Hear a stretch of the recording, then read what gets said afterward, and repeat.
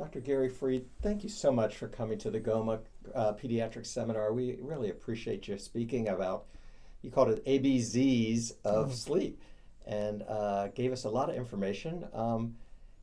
Tell us a little bit about what you're doing these days. Well, officially I'm retired. I retired from Eggleston, Children's Healthcare of Atlanta, after was there for 26 years. I practiced pediatrics for 40 years, and then retired on December 31st, 2016. Took the weekend off, and then I came to Pecan, Georgia, and I've been teaching since. I'm here 4 days a week, and occupies my time. So you're teaching the pediatric courses? I teach pediatrics. We also teach general medical, what we call the PCS, which is primary clinical skills. How to do a history, how to do a physical, and come up with an assessment and write SOAP notes. Okay. And are you involved with the South Georgia campus, or not so much? Not so much. They have their own faculty. I see. Okay. And a lot of the clinical stuff we try and do over what they call blue jeans. It's FaceTime type thing. Yeah. Right. Yeah, cool. We might, in the next couple of months, have some of the clinical people go down and help for a few days at a time, but primarily it's this campus. Right.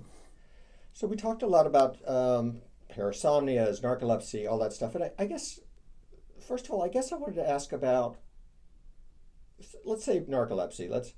Is that something they're going to grow out of, or is that something that's going to be a lifelong problem? Typically it's a lifelong problem. Is that right? So it's a matter of treating them with going over sleep hygiene, how you get your most efficient sleep, providing naps during the day every 3 to 4 hours. All they need is a 15, 20-minute nap usually, and there are medications that can be used to help fight that urge to fall asleep. But it's nothing that they outgrow. In fact, it's more common in adults than it is in children. I see. And then you talked a lot about the parasomnias and the different forms of that, and those are anything from nightmares, yeah. Night terrors, grinding teeth, bedwetting. They're all considered as parasomnias. Parasomnia is something that is occurring. It's an activity or an action that's occurring during sleep, rather than a condition of too much sleep or not enough sleep or so. This is something that the parents complain, why my child is sleeping, he's doing X, Y, Z. I see. And those, it sounded like, if I was paying attention enough, it sounded like most of those they tend to outgrow. Yeah. That's a fair The statement. nightmares and the night terrors, sleepwalking, most of those are outgrown. Super. Well, great. We appreciate you taking some time out. I know there's your mother's kind of had some illness, and so taking time out of your schedule to help us learn a little bit more about pediatrics. Excellent. No problem. My pleasure. All right. Thank you.